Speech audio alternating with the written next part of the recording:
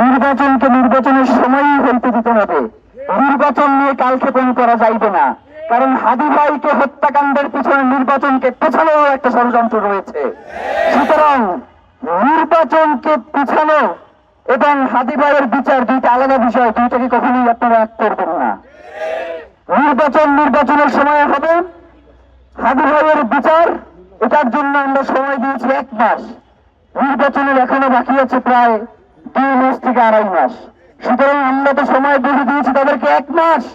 1 মাসের মধ্যে হাদি ভাইয়ের খুনিদেরকে গ্রেফতার করে বিচারের মুখোমুখি করতে হবে এবং নির্বাচনের সময়ে নির্বাচনকে বাস্তবায়ন করতে হবে।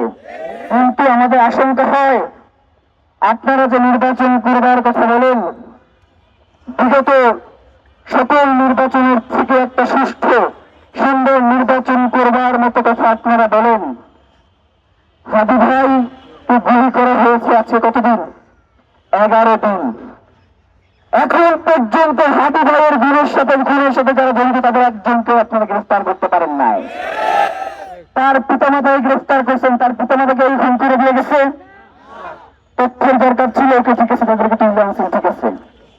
এখন পর্যন্ত মানে ভাইসমিরা দেখেন, একটু আগে দেখলাম যে একটা করছে, সংবাদ সম্মেলন করছে, বলতেছে যে ওসমান হাদির খুনিদের অবস্থান আপনারা নিশ্চিত করতে পারছি, কিন্তু কোন জায়গায় সেইটা বলতেছে না, সে নিশ্চিত করে ফেলছে। মানে বেটা তোরকে নিশ্চিত করার জন্য বলছি না, তোর গ্রেফতার করার জন্য বলছি।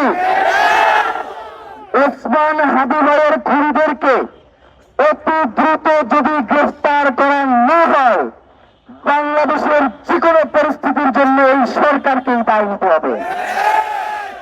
এই সরকার বলতেই খালি ডক্টর ইউনূস। 5 তারিখে বাংলাদেশের সকল রাজনৈতিক দল এবং বাংলাদেশের আইন শৃঙ্খলা বাহিনী এবং ডিফেন্স সবাই মিলে এই রাষ্ট্রের দায়িত্ব নিয়েছিল, ঠিক কিনা? সুতরাং ওসমান হাদি ভাইয়ের খুনিদেরকে যদি 30 কার্যদিবসের মধ্যে এর বিচার সম্পন্ন না করা হয় এবং খুনিদের গ্রেফতার করে জনতার মুখোমুখি না করা হয়, তাহলে এই যতগুলো নাম বললাম সকলকেই দায় নিতে হবে। কারণ সকলের মধ্যে যিনি ডক্টর ইউনূস এসেছে এবং এই অন্তর্বর্তীকালীন সরকার বসিয়েছে। আপনাদেরকে একটা ভুল বোঝানো হয় যে ছাত্ররা এই সরকার গঠন করেছে।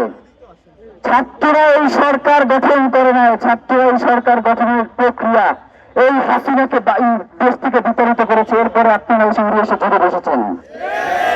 স্বরাষ্ট্র উপদেষ্টা, বিশেষ সহকারী এবং আইন উপদেষ্টা, আপনারা এই খুনের পিছনে কারা কারা জড়িত রয়েছে এখন পর্যন্ত আপনারা সেটাকে পরিষ্কার করতে পারেন নাই।